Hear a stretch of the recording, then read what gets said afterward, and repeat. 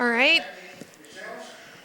Good afternoon, everybody, and welcome to this panel on innovative climate finance and harnessing nature-based solutions in agriculture with, of course, we had the IDB pavilion with a focus on Latin America and the Caribbean.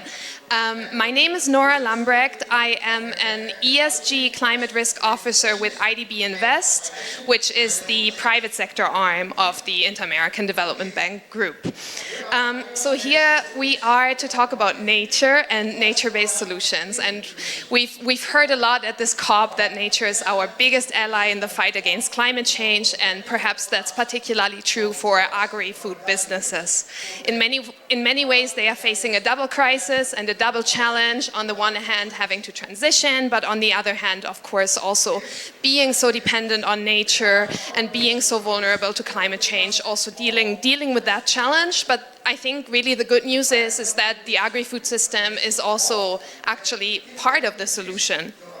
And there are huge opportunities in becoming resilient, and we'll be discussing this in more detail here with four stellar panelists. So without further ado, let me introduce them briefly.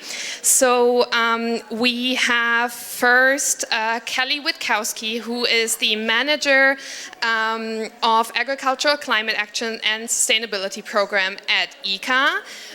Right over there. Then we have next to me Jonathan Sutton, who is the Chief Sustainability Officer of Westphalia Fruit.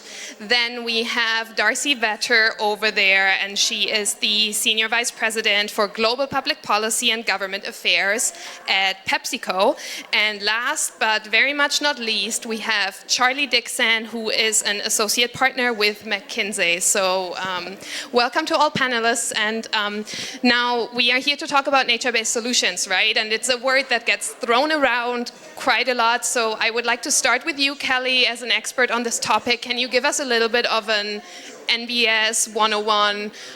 What are nature-based solutions for agriculture, and how do they relate to both climate change adaptation and mitigation? Thank you, Nora, and thank you very much to IDB Invest for the invitation to be here with you today to talk about this really critical topic.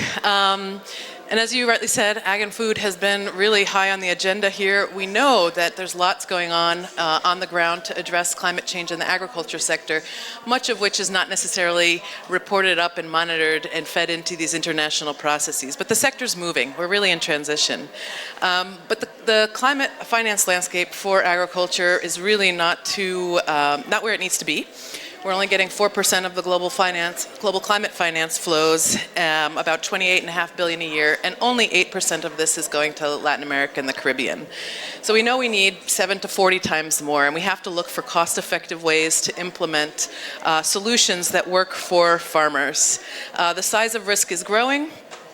We saw this year that there was a drought across the southern cone, Brazil, Uruguay, Chile, Argentina, at the same time, really affected livestock production in particular. At the same time, there was a drought in Mexico. So this is really beginning to impact at a large scale and is a growing risk for production and supply chains, because in the past, buyers could simply move and source from another region, but this is getting increasingly complex. And addressing climate, working in agriculture is a tricky business, right? Because we have to balance across so many goals for the sector. We have to produce food, it has to be nutritive food. We have to not only restore but regenerate. We have to mitigate climate change and adapt to climate change. And there's a lot of synergies, but also some trade-offs there. We're both a climate vulnerable sector as well as a high emitting sector, and we need to really move the needle on both adaptation and mitigation while we continue to enhance sustainable productivity growth and protect our biodiversity and natural resource base. And that's really where these nature-based solutions come in. Put very simply, nature-based solutions are taking advantage of nature to mitigate climate change, adapt to climate change, and provide other benefits for biodiversity and ecosystems. They're actions to restore, protect, and manage these ecosystems, both natural and human influence, and particularly in agriculture, that provide positive benefits for humanity. So nature is doing this service for us. And they seek to really maximize the ability of nature to help both mitigate climate change and to reduce the impacts. And There's a scientist, Dr. Eduardo Noboa, has said that nature is the mother of all technology, and all of our innovations should build on her brilliance. And there's a lot of nature-based actions that have been ongoing for a long time in agriculture, particularly on the ecosystem-based adaptation side. These are things like planting mangroves to buffer against storm surges and rising sea levels, planting vetiver to avoid erosion and runoff. I'm sure you've heard of agroforestry and silvopastoral systems, simply inserting trees and vegetation into these production systems, cropland nutrient management, replacing agrochemicals with bio inputs, changing the way we manage soils, regenerative agriculture. There's a lot of different names out there. What we're really looking for are these different outcomes from these methods. There's also in the rice sector, in almost every sector in rice, changing water management and using more agroecological methods. And it's estimated that about a third of the global mitigation we need to keep the temperature where we need it to be can be provided by these nature-based solutions. So we're talking about a really significant contribution here that has all these other positive impacts that we need to value. But still, this kind of solution is underutilized, and the funding is not arriving to really allow us to do this at scale. The IDB put out a really nice report on this, and FAO and the Nature Conservancy put out another one this year. But only about 3% of climate finance is going to nature-based solutions. So it's not really coming to ag or to nature-based solutions. It's just not surprising because they intersect quite a bit. But at the broad level, we know that these nature-based solutions can be cost-effective and very flexible. We do need more data, but broadly, the cost-benefit ratio for example, restoring degraded lands is about 7 to 1. So, we're getting a significant impact from these. I'll just end by mentioning a few of the challenges. We need to continue to increase really the research and data that we have on these, the evidence of the return on investment, the documentation and implementation and impact. A lot of this is really incipient in Latin America, despite the fact that many producers use many of these practices. Some of the benefits do emerge on a longer time frame, and so we have to cover the opportunity cost, particularly for smallholder farmers. And nature-based solutions really work best as integrated solutions. It's not picking one isolated practice to really maximize the benefit. We have to look more at a holistic and systemic solutions. And we need to work also on the enabling environment, because that's what's not there really right now to get to scale, not only to implement, but to maintain these solutions over time. We need incentives, finance, capacity building, better communication, institutional collaboration, and also policy and regulatory frameworks that can move in this direction. For example, on the bio input side, which is really moving along quite nicely, but we need to make sure that the regulatory frameworks are there to enable this. And finally, how do we take this to a much larger scale? What are the business models for doing that? And that's what I'm really looking forward to hearing from the rest of the panelists today. Thank you very much, Kelly. That was an excellent overview. And what does it take, and how does it look like in practice? So, on that note, let me go to you, Jonathan. So, your company is active in Latin America, in Chile, in Peru, and Colombia. So, could you talk a little bit about how you are implementing nature-based solutions in those countries in your product portfolio? Yeah, absolutely. Thank you, and thanks for the laying out nature-based solutions in one page. We farm a very topical crop, avocados, so it has been held out in some fairly bad light as being the enemy of the world in terms of food production. Like all stories, they're not all true, but they have a relevance. So in nature-based solutions, we're farming in Colombia, Chile, and Peru. There are some massive challenges from a climate perspective. But what we've tried to do is take a bottom-up approach and actually look at what is possible on farms and in producers. So we look at what we actually have. So we have a green asset, we have a tree, and we have land. So when we put the two things together, we leave everything that isn't a fruit in the soil or on the land. So we chip every single piece of pruning, every single leaf goes back into the ground, not only to create nutrients, but also to sequester the carbon and leave the carbon where it should be. We're also quite fortunate with avocados is the crop is established, and likely to be in the ground for anywhere between 20 to 50 years. We've got some crops in South Africa that are nearly 80 years old and still productive today. The reason the crops can survive is they're managed in exactly the way that was described. Is we treat the crop by need. So we don't over-fertilize, we don't over-spray with chemicals. We try to find the alternatives which are in line with nature-based solutions where necessary. So using nitrogen from compost or using biological insects to control the pests and the diseases within the orchard. There is a huge amount of research still needed on that area, particularly to make it commercially viable for growers in terms of scalable rather than physically financially viable. But we're producing those pests on our own unit. So the pests are very native to the area. They're very native to the farm. So they're kind of being bred for the environment that they're destined for, rather than importing from another country and bringing in scale. What we also do is, between the rows of the avocado, there's a lot of land that is valuable, but in some cases can be a problem. So in the gap in between the orchards, the roadway, I'll call it, can harbour a lot of pest, disease, weeds that also compete for the nutrients that go into the avocados. But we've taken a view that they're complementary, because if you create a grass level or a weed suppressant, then your inputs don't need to be done. So we've reduced our herbicide use to virtually nil, because the ground controls itself over time. What it also does, if you use the right mix, it's leguminous, so nitrogen fixing, that puts energy and nutrients back into the crop as well. To manage it, we mow, we return those mowings back into the orchard. So everything that's in the orchard stays in the orchard. It creates a safer space for the workers as well. So there's a social and a community element to benefit from the nature-based solutions. We're learning as we go. I don't think there is no nature-based solution kind of guide for avocados. So we're making progress as we go along.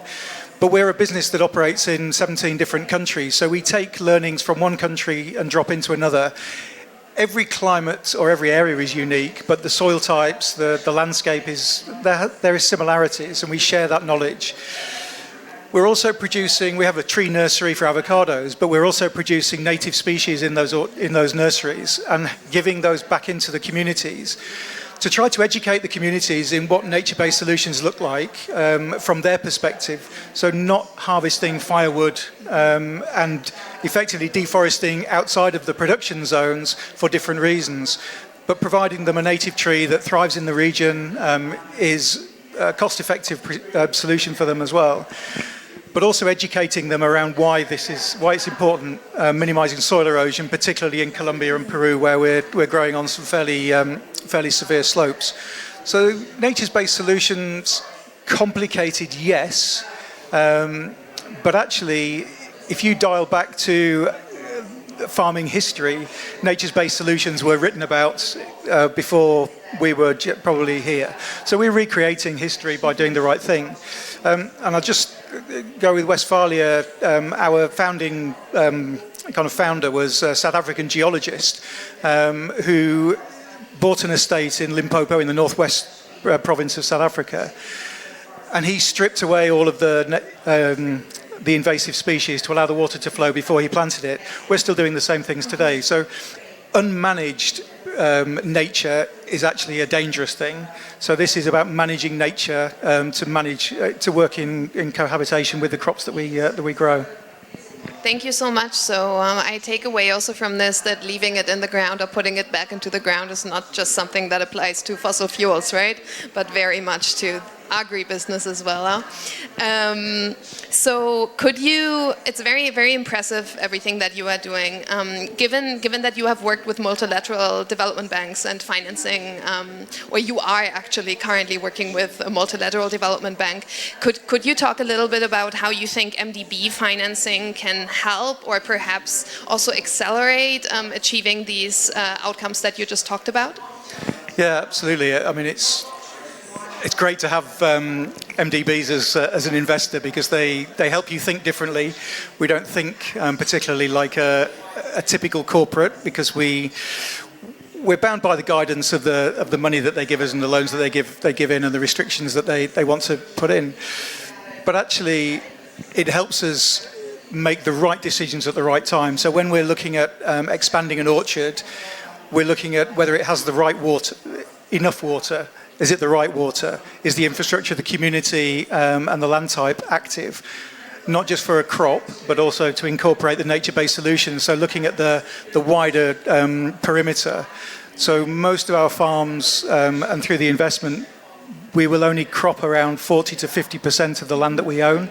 The rest of it will either be managed non-cropped areas, native trees which act as shade or windbreaks, and also allows the wildlife to thrive in those areas as well. And potentially, when the farm is finished, there's an agroforestry that can be returned back into the communities.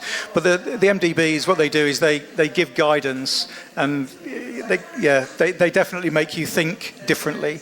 If you were getting money from a bank who just wants a return on the investment, that's a different story. Very interesting. And Kelly also mentioned that in the end, while perhaps MDBs can accelerate and help, we need the right enabling environment, right? So on this note, let me turn to you, Darcy. From your perspective at Pepsi, could you talk a little bit about regulatory frameworks and so forth, and from your experience when it comes to enabling or building an enabling environment for nature-based solutions? What is working? What isn't working? Sure. I think there are a number of elements of that enabling environment, right, that will either make nature-based solutions or more sustainable approaches to agriculture more successful or not. And, you know, governments obviously have a huge role to play in sort of setting the groundwork for the tools that farmers have to work with. And, you know, a key part of that is just land ownership and land tenure. And, you know, in some of the work that we've done in Latin America, not having a clear sense of title, not having women recognized as title holders, you know, certainly make it harder and reduce the incentive for long-term investment and that, you know, rehabilitation or partnership with nature if, in fact, the, you know, ownership or ability to continue to invest in that land is in doubt, right? So that is a problem not unique to Latin America, but certainly has an underlying emphasis. If you think about the ag sector, government intervention is probably deeper in ag than in many other sectors of the economy, right? There are subsidies for inputs. There is, you know, extension on, you know, for sales and growing and development. There are trade issues and programs on imports and exports. And so, you know, farmers often have quite a relationship, right, with government programs. The simple act of making sure you target those programs to the right people and generation are key. So nature-based solutions sort of assume a longer-term investment, and yet sometimes when government programs are delivered, they are delivered to, you know, maybe the man of the house, right? Instead of the daughters and sons, the wives of the operation who do a lot of that agricultural work. So just targeting those programs and making sure that access to technical assistance, to credit, to training is, you know, given to those who are doing the work and have a stake in the future, can make a huge difference.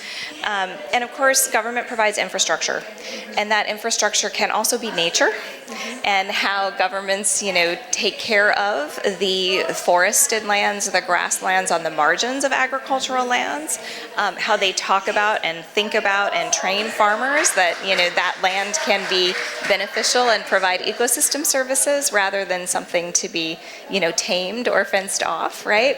So that infrastructure is important, but also, of course, roads and storage and, you know, those critical pieces of agriculture infrastructure that help preserve the value of what is produced.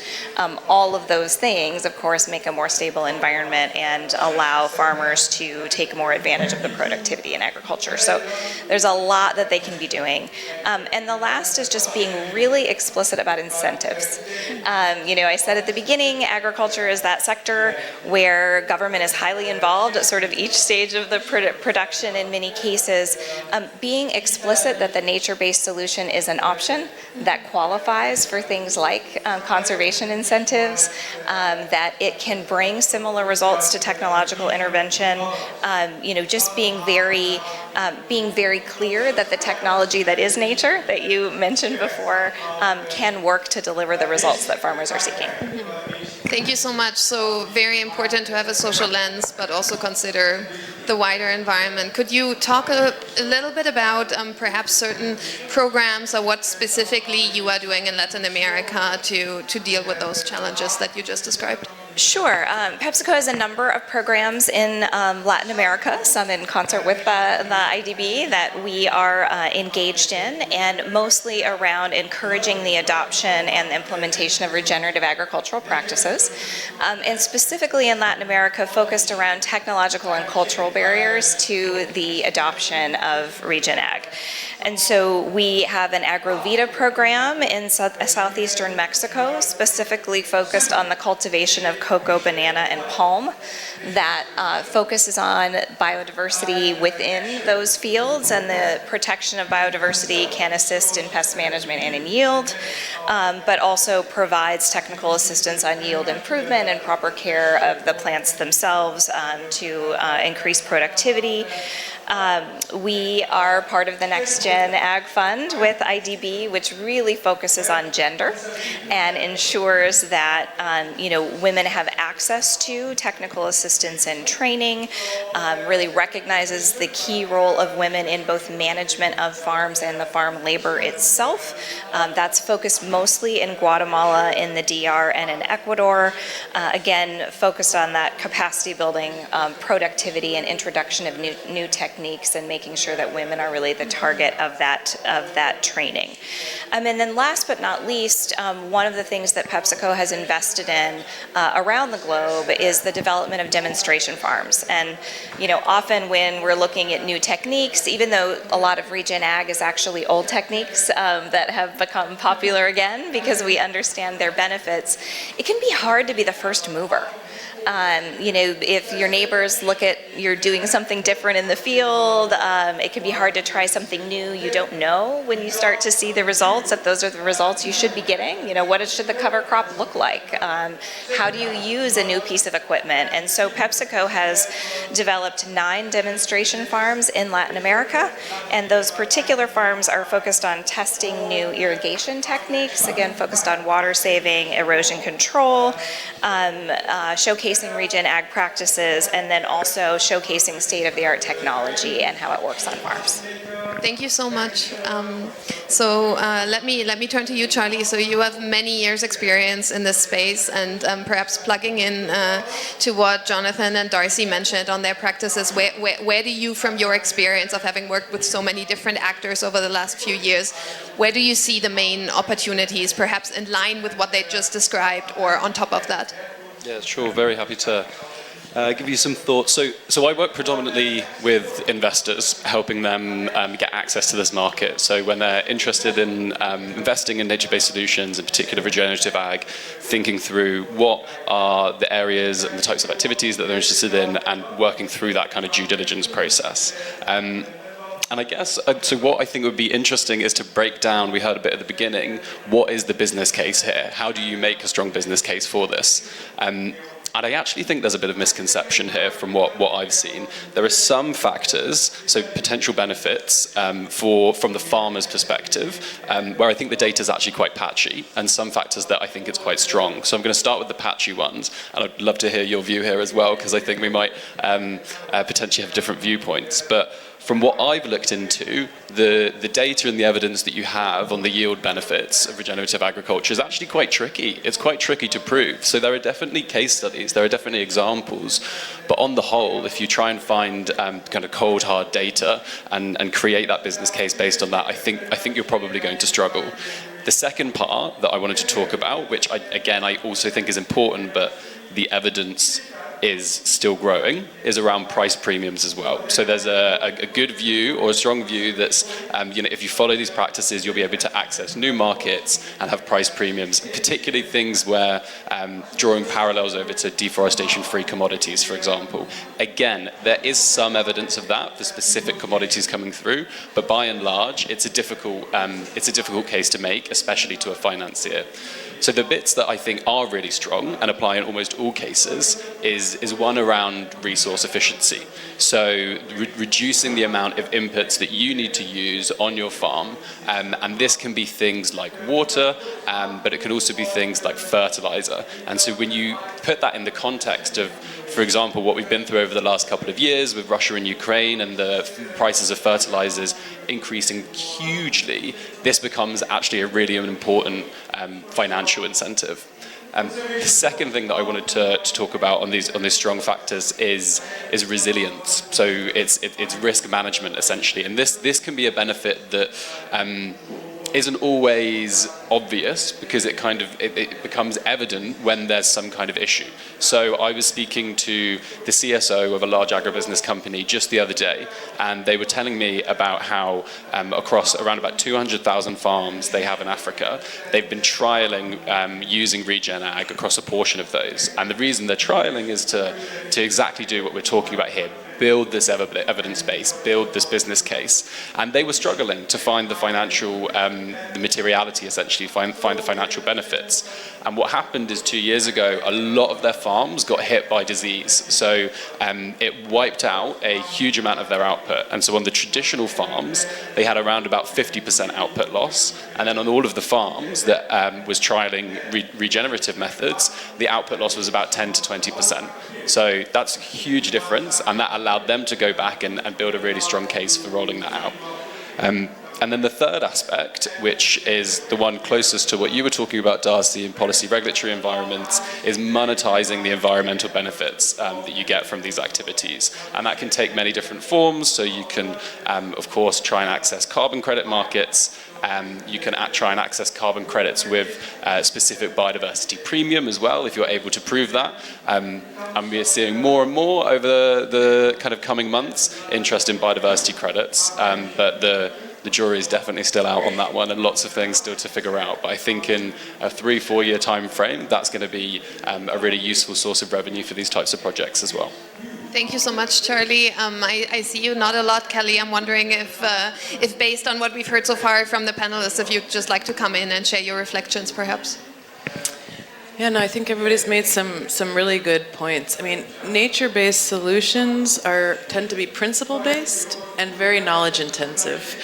And I think that's where the data is patchy on the yield benefits. And you can't just look at yield, though, because you have to look at lower input costs. I mean, you have to balance among the factors that I was talking about at the beginning. We've done a bit of work on looking at how we can potentially transform the rice sector in Latin America through agroecological practices, but it's a transition. Nothing in agriculture, working with farmers, happens from one point to the next. So we can get, with changing water management, we can get really significant methane reductions. We can also really reduce, seed, and certified seed is not cheap. So, you can reduce seed by about 90%. You can reduce agrochemical input. You can switch out for bio inputs, which is something that we're seeing happening slowly across the region. But it really also depends on the farmer's risk tolerance, how big of a step they're trying to take, and how can we really push them along this continuum. I think the data on price premiums that I've seen, the jury's still out. Some farmers are definitely getting it. If you actually improve the efficiency and reduce costs of the system, you might not need a price premium, because then there'll be an incentive for the farmer to do it themselves. But in many cases, at least in the short term, and this is what the Climate Smart Commodities program in the US is doing, they're banking on there being a market benefit for more sustainable agricultural products. And I think we don't know yet if that's going to be available for all products, what will happen if it's available for some products and not for others. And so again, like looking at the different levers in the system, and for me it's not nature-based solutions or not nature-based solutions. It's constantly pushing in the right direction and coming up with the right combination of interventions for a more holistic, systematic management, not only at the farm level, but at the landscape level. Mm-hmm. So perhaps now we're moving from opportunity to challenge. So perhaps I'd like to once more come back to you, Charlie. So would you also say that the economics around it are like the biggest challenge when it comes to making it work, or what else is it? Sure. So I think I see the challenges come from both sides, really. So it's from the investor and the financing side, and it's also from the farmer side. And so the challenges on the finance side, so the investor side, is very much what we were just talking about. It is, how do you build that business case? But I think the issue is, you've heard through the conversation that we've just had, the specificity that's required here. So the detailed knowledge that you need in terms of the local ecosystem, the conditions, the soil types, the seed types, all of this. It's a lot of skill, and it's a lot of knowledge required of from an investor to do due diligence in this space. And so what that means from their perspective is to actually build that capacity and go through such a detailed due diligence process. And the types of project sizes that investors are looking for are quite large. So quite often there's a big mismatch between the ticket size that makes economic sense on the investor side and then the reality of what these projects look like on the ground. So I think from my perspective, that's the side that's holding back the investment.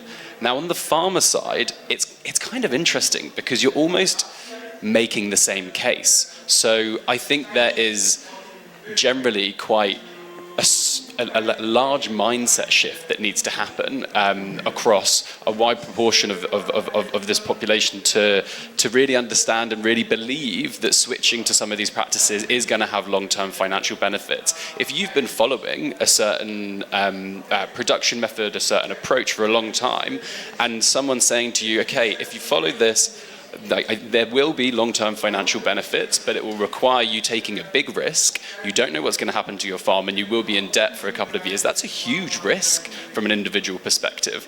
And so in the lots of ways, you need to prove the same business case that you do to the investors, to the potential farmers that are going to go through this process. And this is why it's so important to have, like you were saying, demonstration farms that can show very practically what does this look like. Because I think the only way that in reality that's going to happen is if you see it for your own eyes. So you know a farmer in the next region that this has worked out for, and you can connect that, because just seeing the kind of numbers on a piece of paper I think is going to be a really big challenge to actually convince a lot of people on the ground. Absolutely, yeah, couldn't agree more. To perhaps round off the panel, so we've heard a lot about, well, the challenges, the opportunities, the great practices that are already working, the regulatory environment that we need, and at the end of the day, everything that we want is to really scale up these solutions and to make them mainstream, right? So perhaps in about 1 minute, could I go to each of you and you just tell me from your perspective, what do you think is sort of maybe the number one thing to make this work at scale and to really move the needle? Can I start with you? Yeah, so I think demonstration, absolutely. So businesses that can do it, demonstrate the best practice for sure. I think bring your customers on the journey with you as well, because doing things in isolation is a really dangerous place. So I think whatever is happening at farm level needs to be connected to the consumer, whether it's price or not. I don't really think there's any need for that, but yeah, definitely connection, that whole supply chain, all the way back from farmer all the way through to consumer, really important. Thank you so much. Charlie? Well, demonstration and data is already taken, so I think that's important. Maybe rather than saying kind of the big unlock, I'll maybe give you a reason why I'm quite hopeful about this space as well, is the broader trend of really increased interest and attention on nature and biodiversity. So things like, for example, the TNFD framework, which can feel like, is this the same or similar, or is it completely different to nature-based solutions? But they're actually super connected. And so if companies are understanding much more about, here's the impact that I'm having on nature, here's the dependencies I have on my supply chain, that's going to help build this business case. So companies, for example, looking at, how do I manage this risk that we were just talking about? How do I inset across all of my value chain? These types of activities are going to become super useful for that. And so I think that's going to be quite a nice and important driver over the next couple of years of some of this project development. Yeah, that's actually where I was going to go with that too, is that I think, co-investment to get over that initial adjustment, I think is quite possible, because I think one key thing is just long-term relationships, and where you have that commitment to nature-based solutions, you have co-benefits, right? You have the nature benefits, but often water and carbon as well, where a number of companies have made long-term commitments for their performance. And so that opportunity for insetting, the consistency of supply, the resilience piece, I mean, there is a partnership element that I think for those who adopt nature-based solutions make them more attractive partners in terms of resiliency of supply in a world where we know yields are uncertain in the face of climate change. The last thing I would say from that government perspective is kind of going back to the beginning, which is that, making it an explicit and top of the list option, that nature-based solutions is part of the support you can receive, and not just moving toward, inputs or technology. I think, if something's on a list, you can tick the box. If it's not right in front of you, maybe you don't consider it. So just putting it out there for farmers to consider. Thank you so much, Darcy. Kelly, please. I would say risk sharing is what we really need to help move forward, which necessarily requires collaboration and having everybody, put some skin on the game, because we can't get to scale without the incentives, and we can't oftentimes get the incentive without the scale. Great point. So I also hear that puts IDB Invest a little bit in the hot seat. And perhaps to finish with a little bit of a plug-in. So IDB Invest has recently developed a tool called AgriAdapt, and it's a solution that analyzes physical climate-related risks, but specifically for agricultural companies, so being crop-specific, leveraging the latest climate data, CMIP6 from the IPCC, but connecting that to FAO data, to crop data, to pressure data, and so forth. So I think, having heard here about the need for data, for more demonstration, for resilience, that intricate connection between nature-based solutions and the co-benefits between mitigation and adaptation, this is exactly where we stand as well, where we want to help our clients. We definitely need more investment, we need more commitments, and above all, we all need to work together. So on that note, thank you so much to all panelists. It's been a very enlightening discussion, certainly for me, and thank you so much to our audience as well. Wishing you a great day and rest of COP. Thank you.